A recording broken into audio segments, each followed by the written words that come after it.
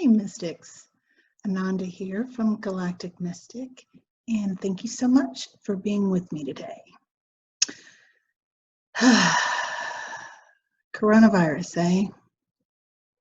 Yeah, I've been poring over these charts, nerding out a little bit. I thought I would share with you some of the things I found and do a little bit of numerology and tarot in the form of beacon cards. I'll tell you more about that in a moment. And yeah, let's see if we can navigate this weirdness together.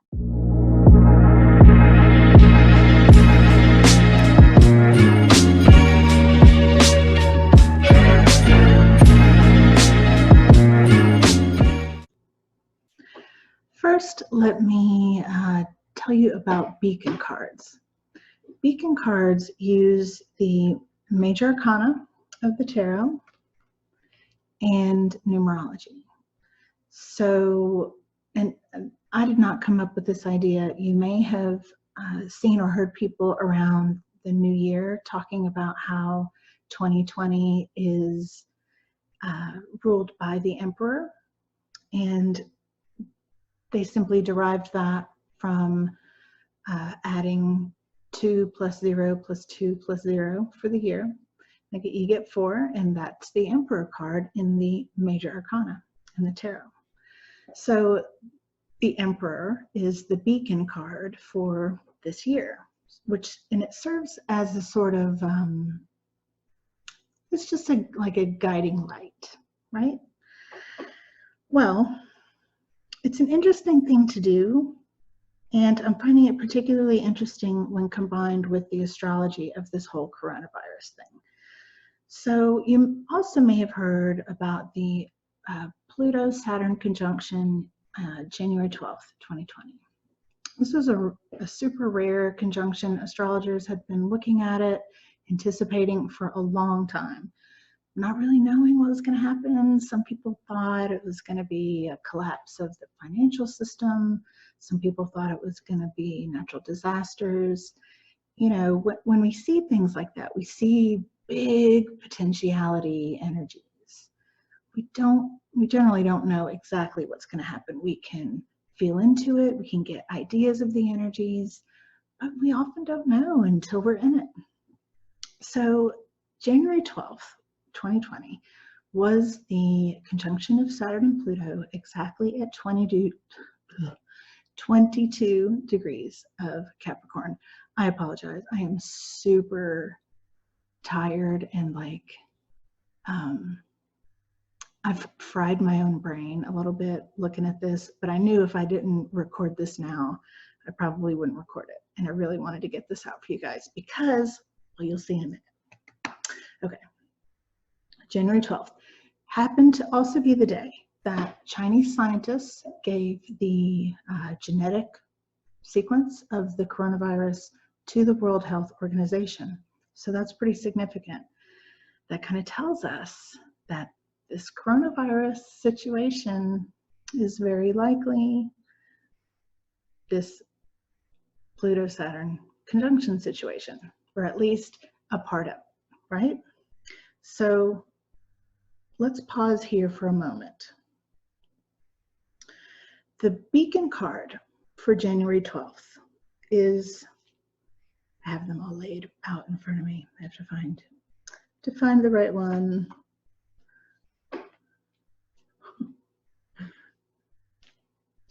Well, I don't have it in front of me. Oh my gosh. Hold on one second. Okay. It's the strength card, number 8. Okay. Now, the degree of Capricorn, 22 degrees and 46 minutes. And if you do the numerology on that, you get the temperance card. So we have strength and temperance. Now, isn't that interesting? Because these two cards are very harmonious in their energies. And together, they almost give us a promise of positive outcome if we take the middle path, don't hoard toilet paper, but stay balanced and strong. Now, I want to talk about the Strength card particularly because in this card, and if you're familiar with tarot, you probably already know this, but I'm going to say it for those who aren't. The lion represents our emotions and our wild, untamed nature. Now, I'm a huge fan of our wild, untamed nature, but there are many times when we have to give that beast some limits so that it can be its best self. If you think about it like a dog or a child, and I'm not saying that dogs and children are the same, I'm saying that children especially are happier when they know their boundaries, and dogs behave better when they know who's alpha, they know what the rules are. So it kind of gives us this hint about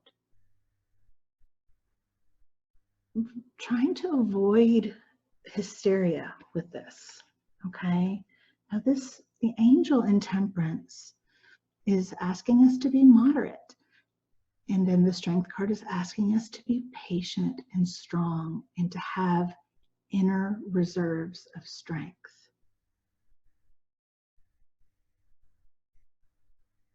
The Temperance card is about blending, being as comfortable within as we are without. Now that might sound kind of weird or irrelevant when we're talking about the coronavirus, but if you think about it, so many of us are having to work from home or not able to work. Our children are stuck at home. I mean, just think about, what does it mean to go out to eat dinner and go to a movie now? Like, can we even do that anymore? So it's almost like, in a practical sense,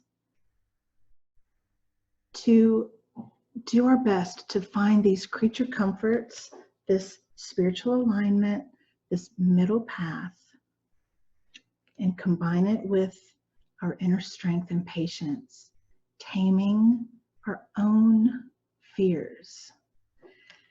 And I don't mean tame, I don't mean bypass these feelings. I don't mean ignore them or give yourself shit about it. I really mean to, if you're feeling overwhelmed at any time, to do whatever you need to do to be by yourself, take a deep breath and close your eyes and disconnect from the other people in your house, in your wherever you are, and then go larger than that. Disconnect from the energies of humanity, not in a way that is abandoning them, but in a way that you can be with your own energy. Because a lot of what we feel is collective fear and collective energies, because humanity is one being. We are a collective. And that's why people have empathy, because we can feel others.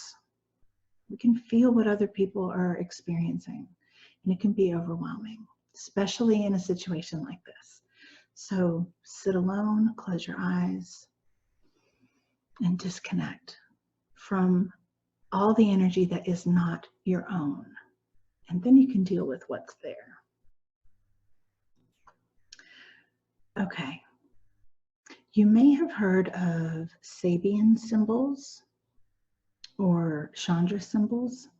If not, they are simply an intuitive description of a degree of astrology. And it's okay if you don't know what I mean by that. But when I'm saying this conjunction happened at 22 degrees of Capricorn, there are 30 degrees in each slice of pie in the zodiac. So Capricorn has 30 degrees, Aquarius has 30 degrees, Pisces has 30 degrees, etc., etc. So what I want to do is I want to read to you the Chandra symbol for 22 degrees of Capricorn. Okay, this is from Inside Degrees by Elias Lonsdale. Capricorn 22, a bare altar covered with black velvet. Death is a force that brings into earth something from beyond, and this something is the X factor in the human equation. Your own previous deaths as major signposts, which hold you to your noblest and most surrendered ways of being. Mortality has spoken. Immortality arises from the ashes, a threshold awareness that hugs the edge between the worlds and bows before a God who presides over the living and the dead. You stride across worlds in tune with myriad frequencies and are quite able to make way for the unknown, the infinite, the other side of life, a fiercely held intention to bow before what is truly, to bow before what truly is and fall for nothing less, no matter how attractive or appealing. Now, how deep is that? Isn't that weird? I mean, this is living a mystical life has so many moments like this where it's like, isn't that crazy that it applies to what is happening? That it even speaks of death at all. And yeah, people are dying, but the biggest thing that is dying is our way of life right now. And with death comes new beginnings. And I hate to say this because I know people are scared and I know people are sick, but I'm very excited for humanity because we have been doing things, I don't even mean us, things have been going in ways with the ruling class and the elite.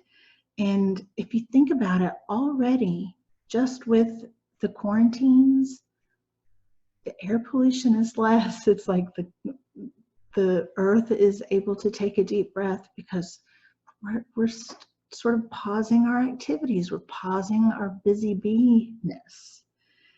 And for many people, having to be still is very difficult and very confronting. And there's truly a never-ending well of revelation and growth that we can accomplish here individually and collectively. Okay, so there's my tangent about that. That's the Chandra symbol. The Sabian symbol has something to do with a general. Let me look it up. I thought I had it.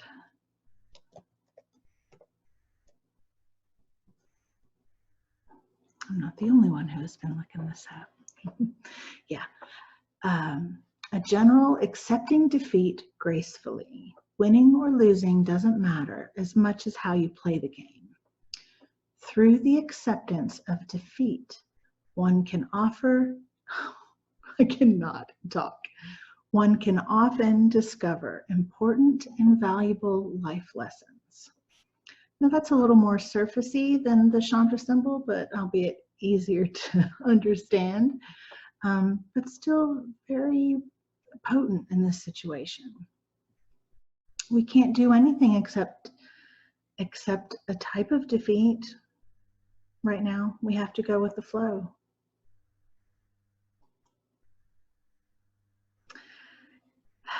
Goodness. Okay, so I just made a decision about how I'm going to handle all of these things that I have to tell you. I'm going to break it down into several videos.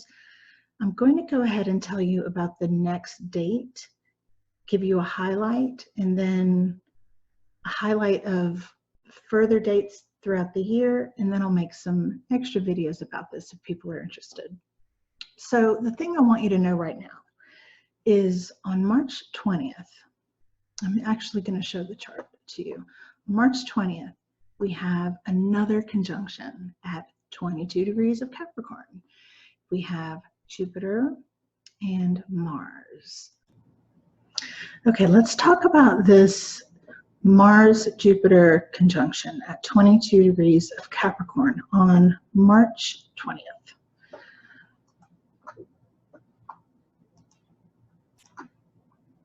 We should get the chart back up.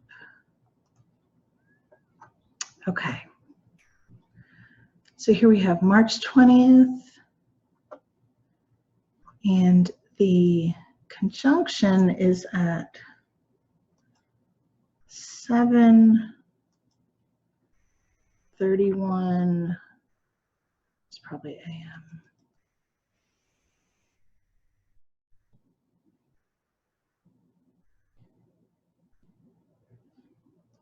Well, you can see it right there. But let's go to where it's exact. Here it is, at 22 degrees and 49 minutes. Mars and Jupiter, 22 degrees of Capricorn. So this is going to reactivate this exact degree where we had the conjunction in January. The combination of Mars and Jupiter really is like a heat vibration. This is like a surge of energy to accomplish things to the highest degree, for the highest outcome.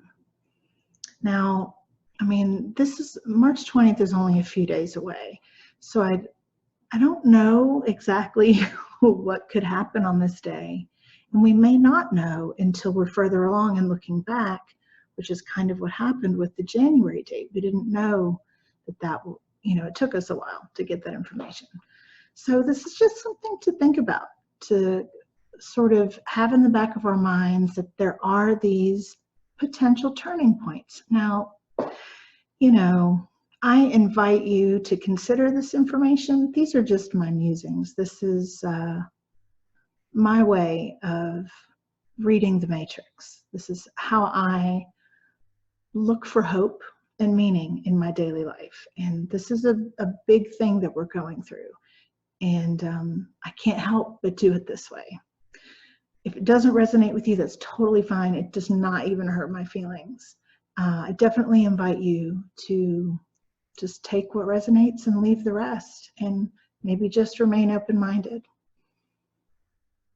I just want to make a little note here. You see this right here?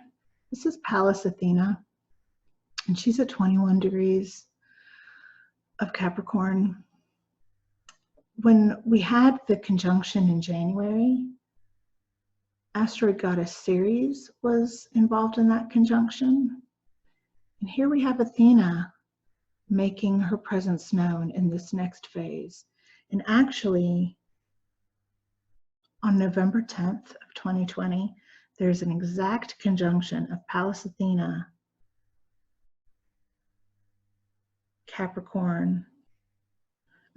Pallas Athena, Pluto, and Jupiter at the same degree.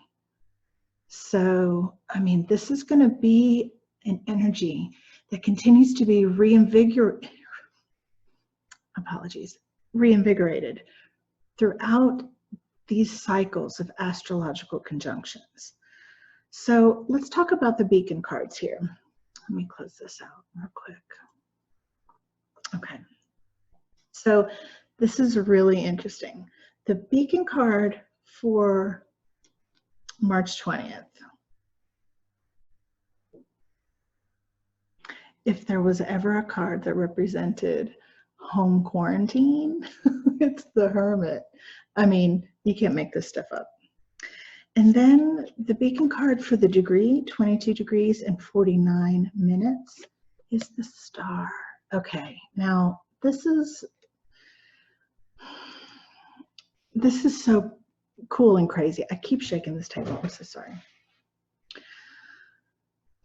The Hermit and the Star. So yeah, we're all kind of having to embody some literal hermit energy. But the star, this is our humanitarian efforts. The star is the card for Aquarius, and Aquarius is the humanitarian. So this going inward is so that we can reinvigorate and really do our best for humanity. Now, I want to point something out here. So with the conjunction in January, we had the Temperance card, okay? But now we have the star. Now look at the similarities of these two cards, okay? Each one has a foot in the water and a foot on land. Each one has two vessels that they are pouring water from, right? Now, in the Temperance card, the water is being poured, depending on who you're talking to. Some people say it's being poured up. Some people say it's being poured up and down simultaneously. But regardless, it's being poured into another vessel, right? It's going from vessel to vessel. But in the star, it's being poured freely on the ground without containers. You can think of this as an evolved version of this. Additionally, the woman in the star card is naked. And this symbolizes her comfort with herself, her lack of fear, her return to her natural state. And if you think about the connection with our natural state that we talked about in the Strength card, it's a pretty interesting correlation.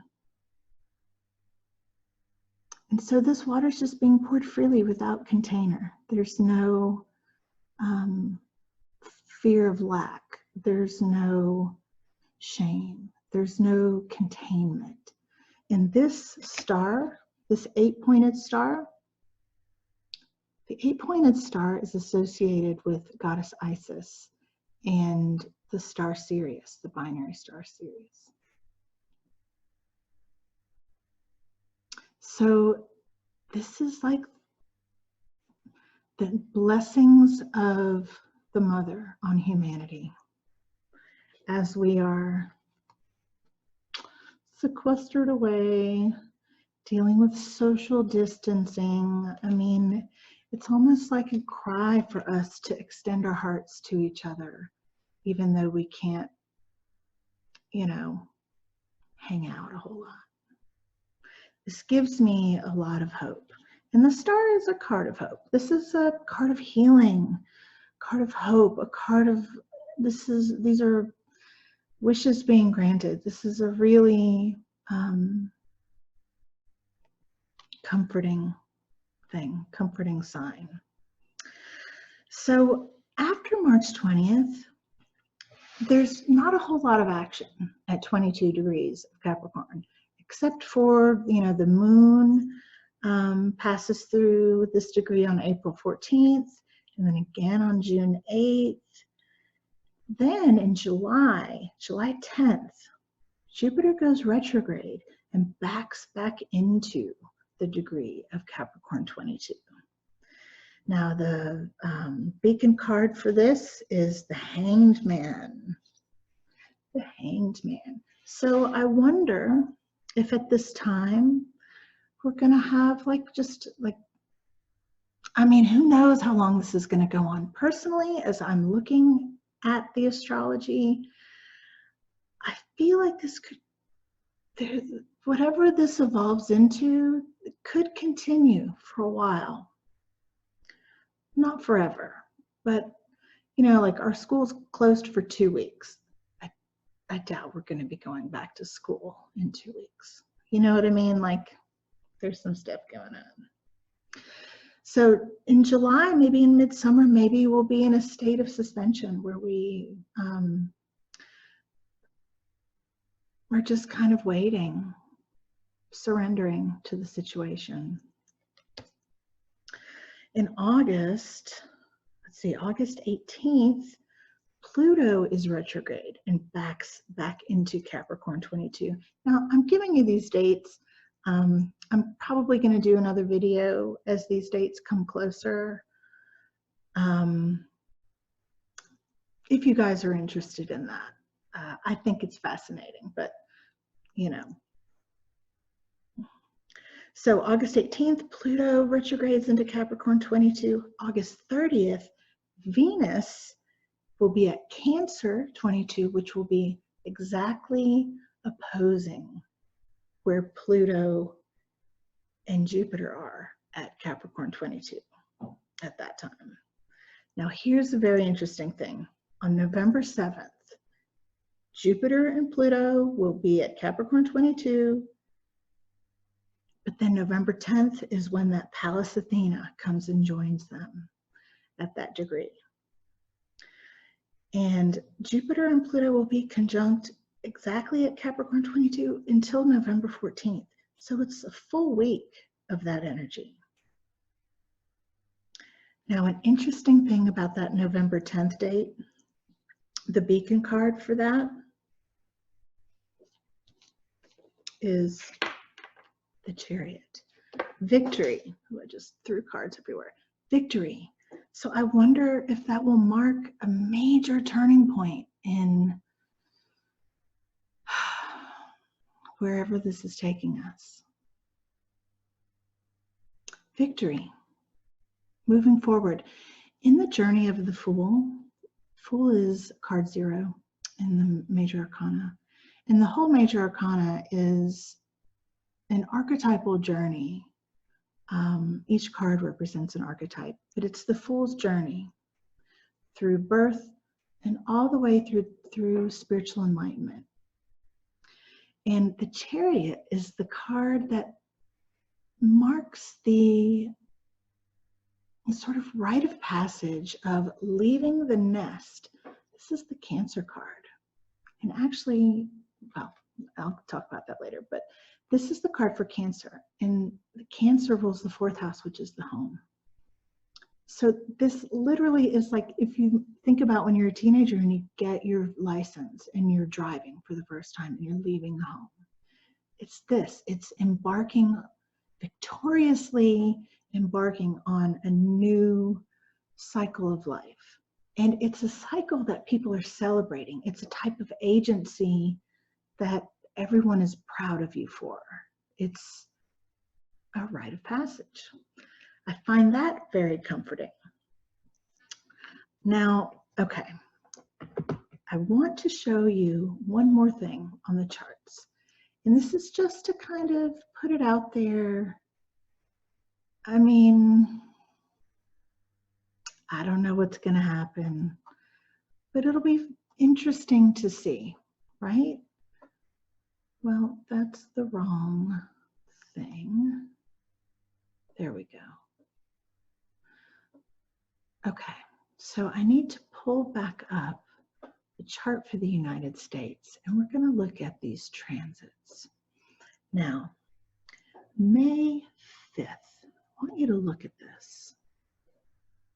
On May 5th,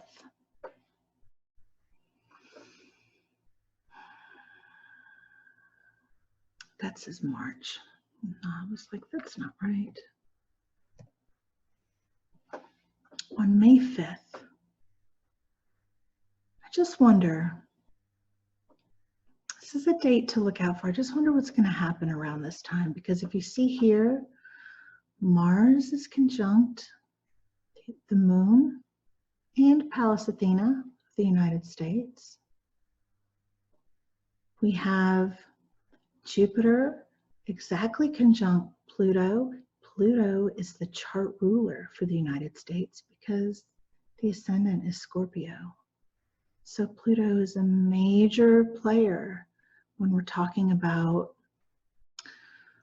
like the conditions of life, the energetic umbrella over the life of the chart holder, which in this case happens to be the United States.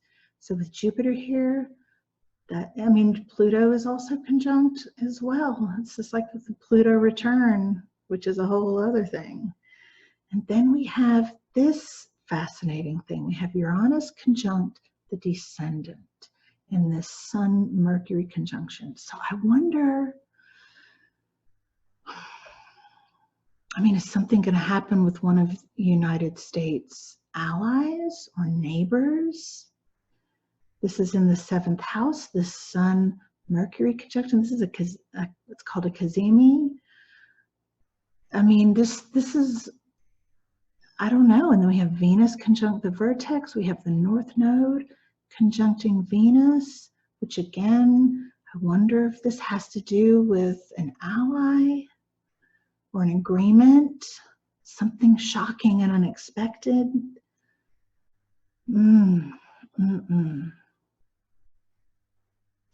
What else do we have here? I mean, I just don't know. It's, this is a very, there's a lot going on this day.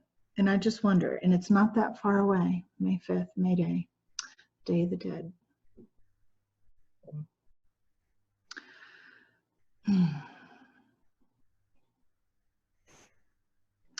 The beacon card for that day is Temperance again. So we're back full circle in a way, where it's a revisit to this energy of balance, middle path, patience, containment. I don't know, guys. This is really, it's unprecedented. Thank you so much for being with me. I hope that this was helpful. And please ask any questions you have about any of this, or any ideas you have about what's your intuition? What do you think is going to happen? I definitely feel like, there's always the question of what are we being distracted from?